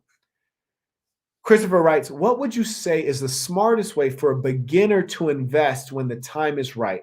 I hear about index funds, but open to other options. Chris, personally, I don't like to invest in paper assets, meaning the stock market, because, over a 5-year period, your returns are going to be on the positive side, but we're talking 5 to 10% returns on stocks. To me, that's not exciting. I like to invest my money in something that returns me an exciting amount of money. If you're 20 years old, if you're in your 20s or in your 30s, you can take some more risks. You can invest in cryptocurrency when that market crashes. You can invest in real estate when the real estate market crashes. You can do things that are a little more interesting and exciting, a little more risk, but a lot more payoff. If you're in your 40s or older, you might want to start getting a little more conservative, knowing that you should be winding down and preparing for retirement, unless you have some money machines, meaning strong businesses that are giving you consistent yield. So I would highly recommend against index funds, against the stock market, unless you're a little older and you're starting to look for stability and safety. Sorry to interrupt again. The shirts will be here by the end of the week. So if people want to get their orders in, they will ship before November 29th. The Saint and Center shirts will be here by the end of the week. They will ship before November 29th. Do you want to? So hand me the shirt then. Thank you. I don't even know where it is. Anyways, the Saint in the Center shirt, the all black with the red sleeve and the Saint in the Center, that joint will be here by the end of this week. Those are shipping. Get your pre-orders in, because you know me, sometimes I do a run of 100 units and I don't ever do a run again. So don't harass me asking for stuff I'm not producing again, but they will be here. I only see the maroon one, so they've seen it before. Yeah, they know what shirt it is. It's super player per usual. They don't see me slacking, you dig? They should be, if the big homie coming out with some apparel, just get it. You heard me? My taste has been consistent over many years. I coming out with apparel, just get it. Nitrum writes, young student while working in tech field to get a degree. So you're a young student, you're working in the tech field to get a degree. Okay. You live with your parents, understandable. Should I live my life or buy a condo? Not sure if I want to stay in one city. Me personally, I don't like buying property that I'm going to be the primary occupant of, because I like to move around and travel a lot. So buying a condo could be a good decision in a down market. So the global markets will be crashing during the Biden presidency, whether it's the first or second term. So that's over the next 8 years. So be patient. When it crashes, go ahead and get your condo during that time. However, if you're not thinking of real estate as a wealth generating tool, meaning that you're buying it to live in, when you buy a house to live in, it needs to be in the place that you want to be. Okay. So you put, should I live my life or buy a condo? Well, If you're still thinking about living your life, you don't really want to be attached to a piece of property. And also ask yourself, what is the appreciation on condos? Do condos appreciate as quickly as single family detached homes? That's something to think about. My last piece of advice on the real estate side is always buy the lowest cost house in the most expensive zip code, meaning the neighborhood is really nice and you got the lowest cost house in a nice neighborhood, because you can never improve the neighborhood, but you can always improve your house, right? You don't want the most expensive house in the neighborhood because your property value has a ceiling. But if you have the lowest cost house in a expensive neighborhood, you'll always have a lot of upside. Nitram, appreciate the Canadian CAD. Always good to see the Canadian brothers show up. Wishing you much success. Technology is an excellent field. Highly recommend it. Carry on with that. Rex the Olympian writes, peace, Saint, good to you.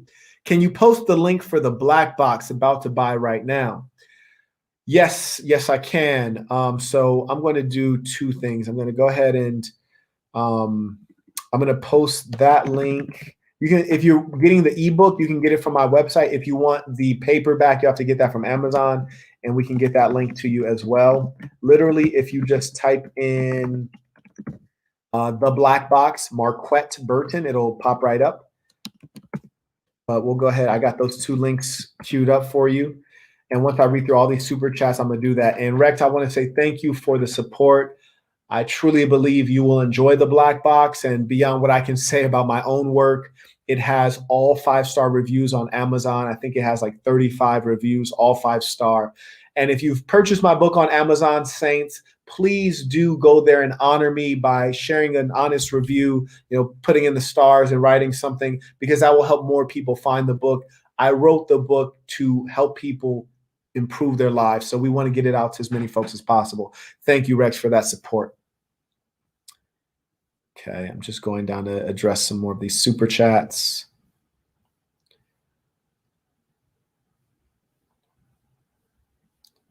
So I got two links queued up that I will share, which is for the conference and for the black box. Alex W. writes, thanks for your work in regards to clarification of proper game. What's your Instagram? I will also put that in the link. I just sent that. So the Instagram is www.instagram.com/MarquetteDevon. And I just shared that as well. So all the links for the black box, for the conference, and my IG are now in the chat. Miguel writes, if a woman likes you but pulls back, one, does this mean she does not think you're man enough? Two, does she still want to see more men? Three, spit more game. Four, move on. Thank you for giving me the ABCD. I like that. Appreciate that. Let me hydrate real quick.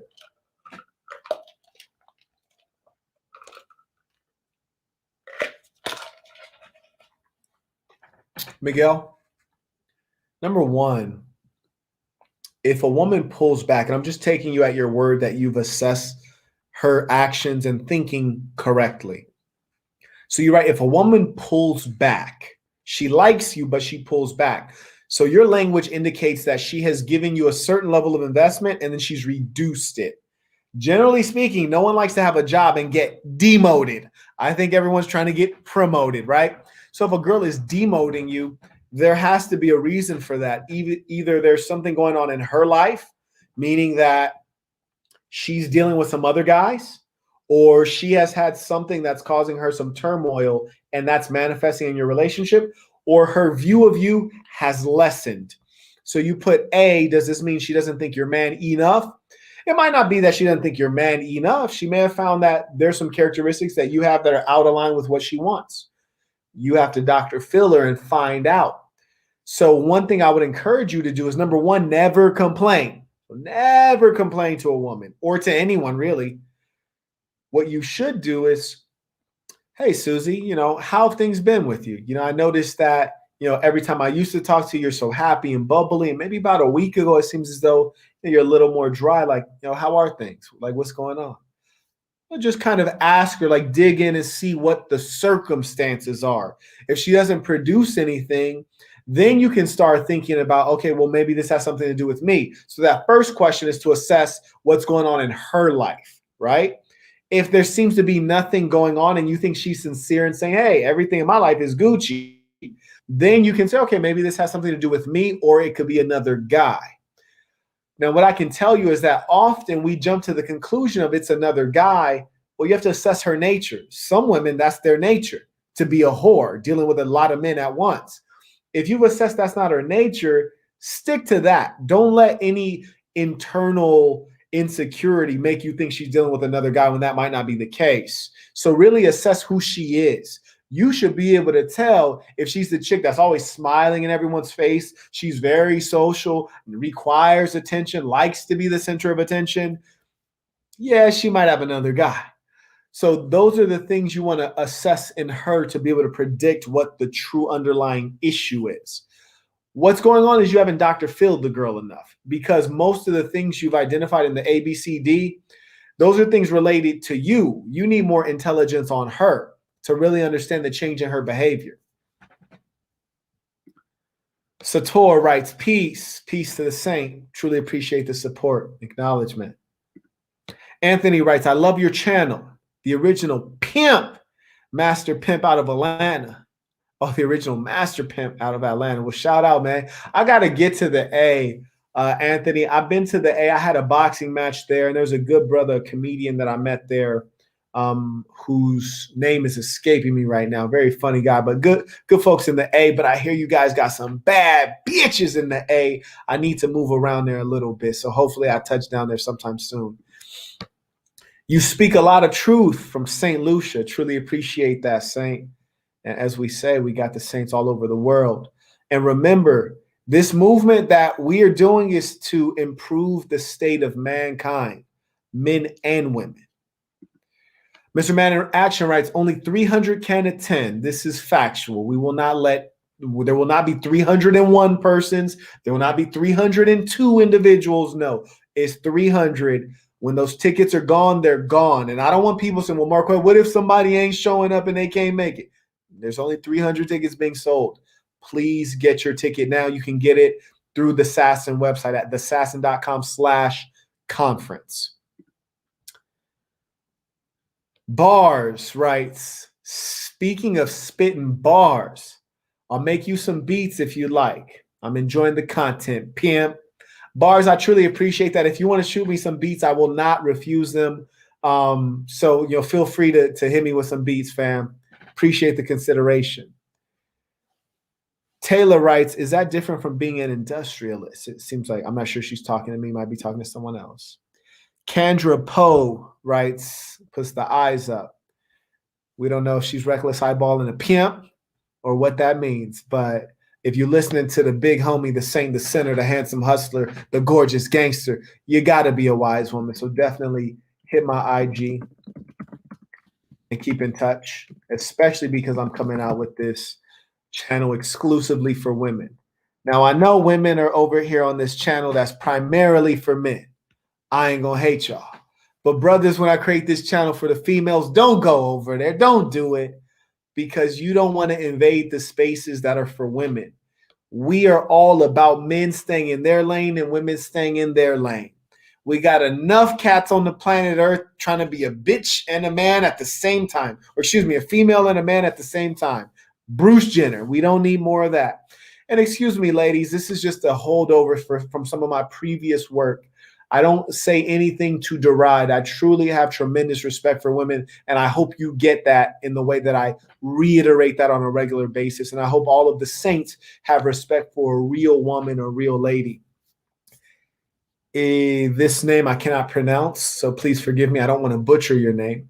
Writes, how do you sell and appeal to nostalgia and emotions to people?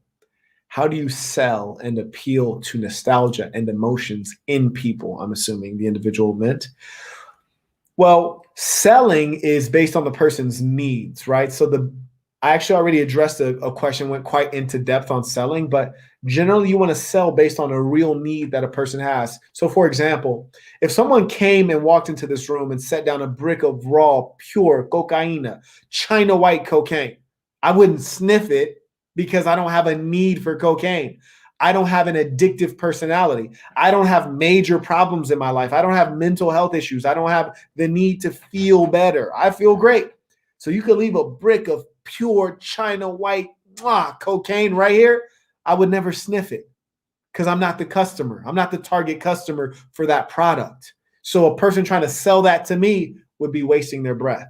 You look for need. People buy things that they need. You don't want to sell vitamins. You want to sell painkillers. Get the right product that's in high demand. That's number one. Nostalgia, you can get people to buy low-cost consumer items based on nostalgia and emotion. But what you really want to do is sell expensive items because that's going to give you the biggest profit, or you want to sell common items that everyone needs, things like toothbrushes. Everyone needs a toothbrush.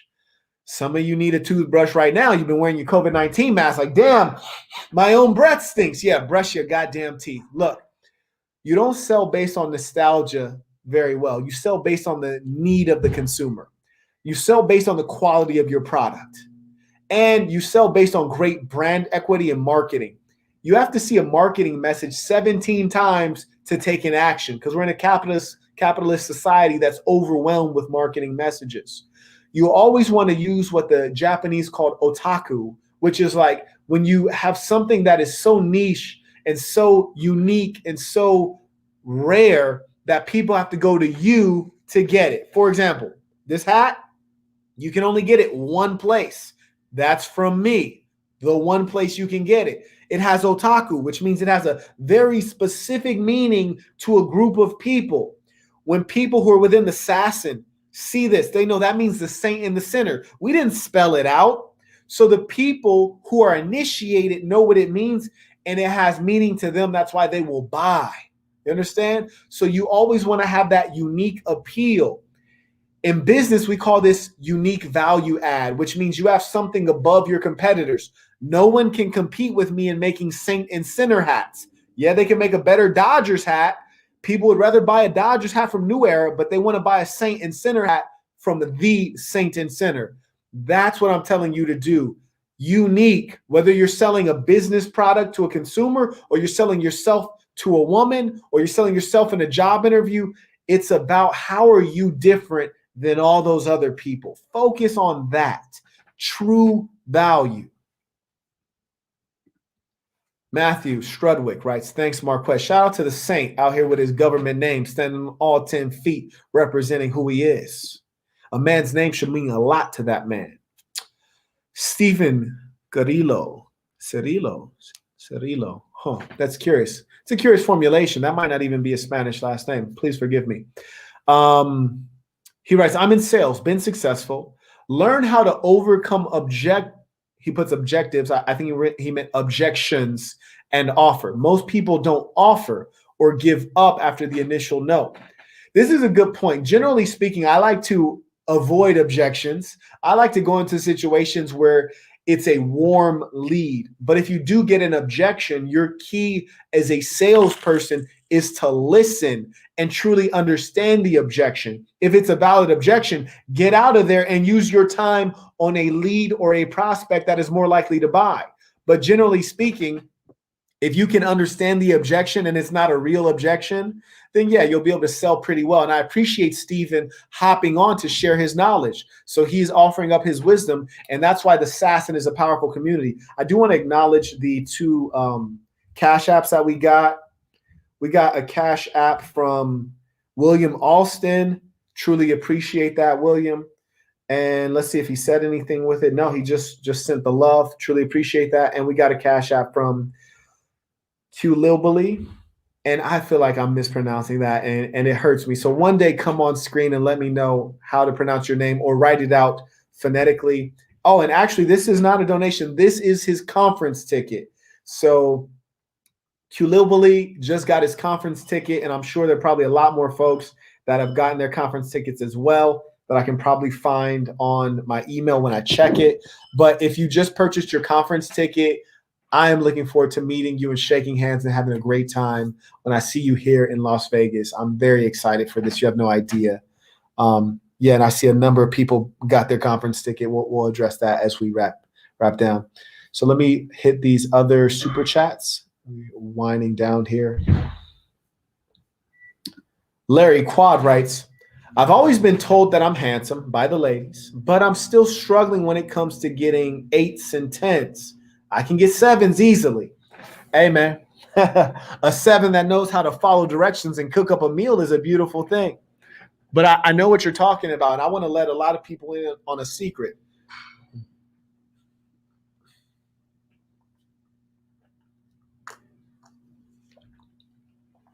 You guys don't realize I didn't drink like 8 glasses of water while I'm sitting here. Number one, women who are 8 to 10, this range, I've had a lot of these women, and they're mostly side bitches.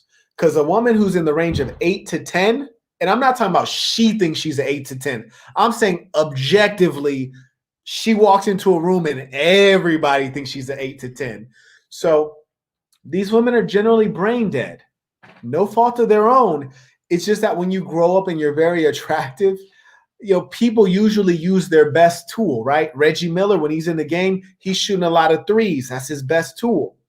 And women who are very attractive visually, they've received a lot of favor in life for their attractiveness. They've not worked hard to sharpen their personality or to become very learned. A lot of women who are very book smart, they're fucking ugly because they knew they were not going to get an easy free ride in a fancy car based on their looks. So they had to use their brain so that they could advance in life. Whereas a good looking woman, based on being good looking, she gets to get all the things she wanted.